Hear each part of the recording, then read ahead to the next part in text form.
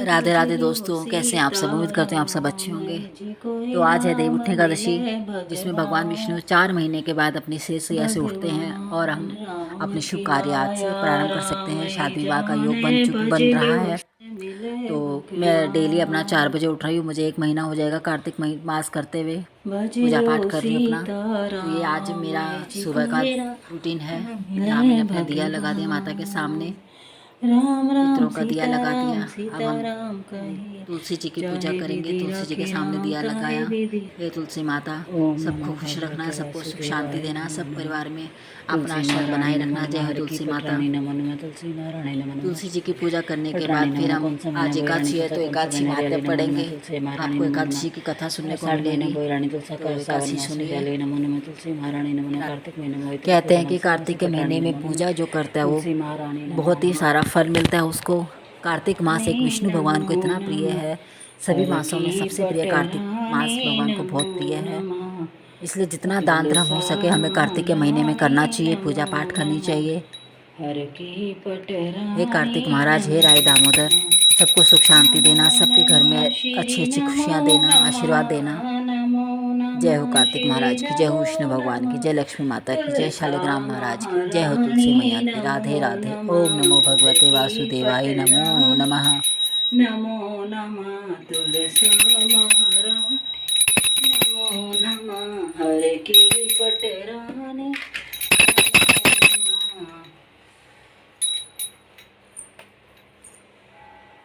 जय हो देवउठनी एकादशी की। आज है देवउठनी एकादशी। आप सभी को देवउठनी एकादशी की हार्दिक शुभकामनाएं। तो चलिए इसकी करते हैं कथा। जय हो गैरस माता। श्री ब्राह्मण जी बोले कि हे मुनि श्रेष्ठ, अब आप पापों को नष्ट करने वाली तथा पुण्य और मुक्ति को देने वाली प्रबोधिनी एकादशी का महात्म सुनिए। भागीरथ, गंगा तथा तीर्थ नदी, समुद्र आदि तभी तक फल देते हैं जब तक प्रबोधिनी एकादशी नहीं आती। कार्तिक मास के शुक्ल पक्ष की प्रबोधिनी एकादशी का व्रत का फल 1 सहस्त्र अश्वमेघ तथा 100 राजसूय यज्ञ के फल के बराबर होता है। नारद जी ने पूछा कि हे पिताजी, यह संध्या को भोजन करने से, रात्रि में भोजन करने तथा पूरे दिन उपवास करने से क्या क्या फल मिलता है, उसे आप समझाइए। ब्रह्मा जी बोले, हे नारद, एक संध्या को भोजन करने से 1 जन्म का, रात्रि में भोजन करने से 2 जन्म का तथा पूरे दिन उपवास करने से 7 जन्म के समस्त पाप नष्ट हो जाते हैं।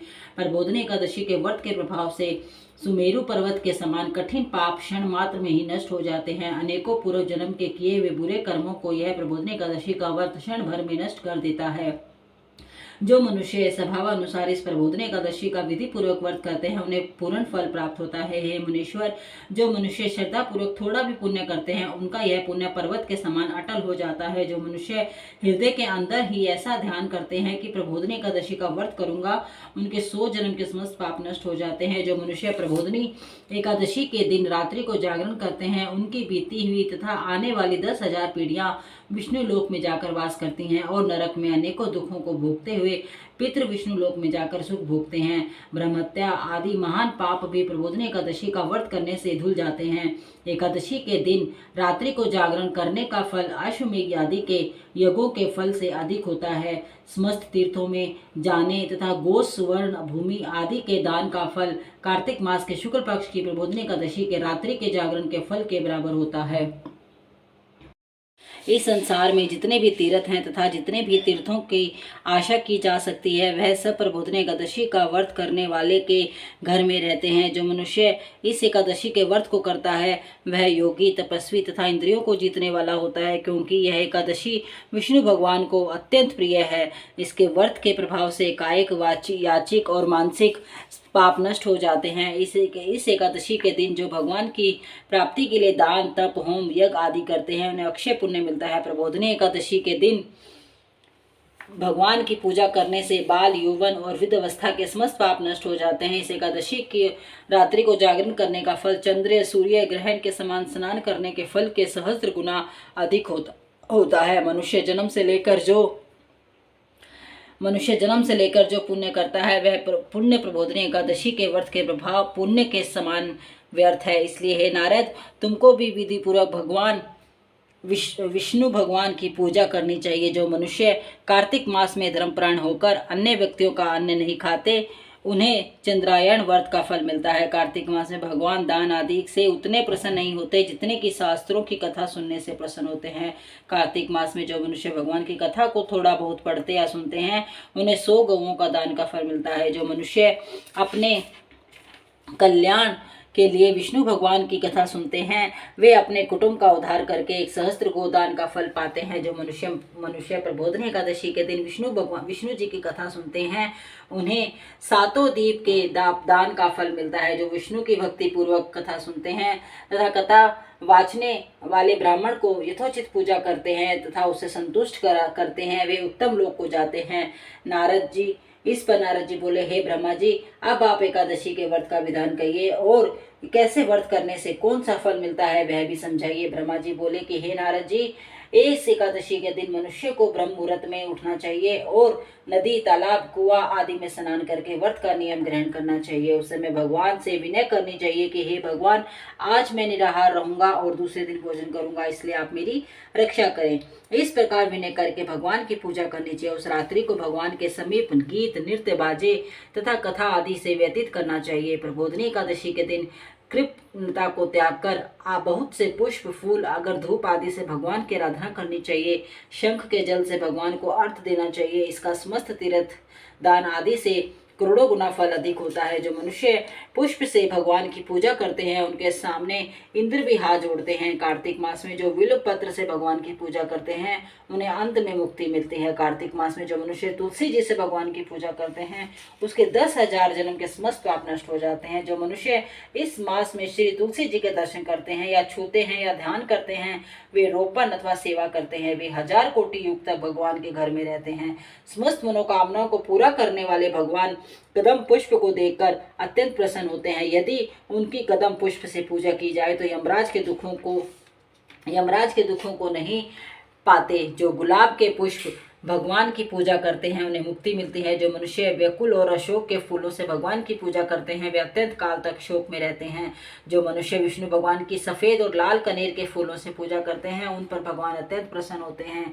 जो मनुष्य विष्णु भगवान की दुर्बादल से पूजा करते हैं वे पूजा के फल से 100 गुना फल अधिक पाते हैं। जो मनुष्य की समी पत्र से पूजा करते हैं वे भयानक यमराज के मार्ग को सरलता से पार कर जाते हैं। जो मनुष्य चंपक पुष्प से भगवान विष्णु की पूजा करते हैं वे आवागमन के चक्र से छूट जाते हैं। जो मनुष्य स्वर्ण का बना हुआ केतकी पुष्प भगवान पर चढ़ाते हैं उनके करोड़ों जन्म के पाप नष्ट हो जाते हैं। जो मनुष्य भगवान की पीले और रक्त वर्ण कमल से सुगंधित फूलों से पूजा करते हैं वे श्वेत दीप में स्थान मिलता है। इस प्रकार रात्रि में भगवान की पूजा करके प्रातः काल शुद्ध जल की नदी में स्नान करना चाहिए। स्नान करने के पश्चात भगवान की पूजा करनी चाहिए। इसके बाद पूर्ति के लिए ब्राह्मणों को भोजन कराना चाहिए और दक्षिणा देकर मीठे वाक्यों द्वारा सभा करनी चाहिए। इसके उपरांत भोजन, गो और दक्षिणा से गुरु की पूजा करनी चाहिए और ब्राह्मणों को बहुत सी दक्षिणा देकर नियम को छोड़ना चाहिए। ब्राह्मणों को यथाशक्ति दक्षिणा भी देनी चाहिए। जिस ब्राह्मण को रात्रि में भोजन करावे उसे स्वर्ण सहित बैल गोदान करना चाहिए। जो मनुष्य यात्रा स्नान करते हैं उन्हें दही और शहद दान करना चाहिए। जो मनुष्य फल की आशा करते हैं उन्हें फल का दान करना चाहिए। तेल की जगह घी और घी की जगह दूध और अन्नों में चावल दान करना चाहिए। जो मनुष्य इस व्रत में भूमि शयन करते हैं उन्हें सब वस्तुओं के सहित शय्या दान करनी चाहिए। जो मौन धारण करते हैं उन्हें स्वर्ण सहित तिल दान करना चाहिए। जो मनुष्य बालों को धारण करते हैं उन्हें दर्पण दान करना चाहिए। जो मनुष्य कार्तिक मास में उपाहान धारण नहीं करते उन्हें उपाहान दान करना चाहिए। जो इस मास में नमक त्यागते हैं उन्हें शक्कर दान करना चाहिए। जो मनुष्य नित्य प्रति देव मंदिरों में दीप जलाते हैं उन्हें स्वर्ण या तांबे के दिए और को घी तथा बत्ती सहित दान करना चाहिए। जो मनुष्य चतुर्मास से व्रत में किसी वस्तु को त्याग देते हैं उन्हें उस दिन से पुनः ग्रहण करना चाहिए। जो मनुष्य प्रबोधनी एकादशी के दिन विधि पूर्वक व्रत करते हैं उन्हें अत्यंत सुख मिलता है और अंत में स्वर्ग को जाते हैं। जो मनुष्य चतुर्मास व्रत को बिना किसी विघ्न के पूरा कर लेते हैं उन्हें फिर दोबारा जन्म नहीं मिलता। जिन मनुष्यों को व्रत खंडित हो जाता है वह नरक को जाते हैं। जो मनुष्य इस एकादशी के महात्म को सुनता व पढ़ता है उसे अनेक गोदान का फल मिलता है। जय हो प्रबोधनी एकादशी, जय हो देवउठनी एकादशी। श्रीमन्नारायण नारायण हरे हरे श्रीमन्नारायण नारायण हरे हरे श्रीमन्नारायण नारायण हरे हरे श्रीमन्नारायण नारायण हरे हरे हरि हरि श्री हरि हरि श्रीमन्नारायण नारायण हरे हरे श्रीमन्नारायण नारायण हरे हरे श्रीमन्नारायण नारायण हरे हरे भजमन नारायण नारायण हरे हरे श्रीमन्नारायण नारायण हरे हरे श्रीमन्नारायण नारायण हरे हरे श्रीमन्नारायण नारायण हरे हरे श्रीमन्नारायण नारायण हरे हरे हरे श्री हरि हरि श्रीमन्नारायण नारायण हरे हरे भजवन नारायण नारायण हरे हरे ओम नमो भगवते वासुदेवाय नमो नमः ओम नमो भगवते वासुदेवाय नमो नमः। तो यहाँ पे मेरी कथा समाप्त हो गई है। राधे राधे। ओम नमः भगवते वासुदेवाय।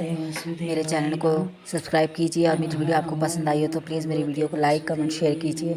आप सभी का बहुत बहुत धन्यवाद और एक बार फिर से आप सभी को श्याम बाबा के जन्मदिन की ढेर सारी शुभकामनाएं। इसी के साथ राधे राधे। ओम नमो भगवते वासुदेवाय नमो नमः।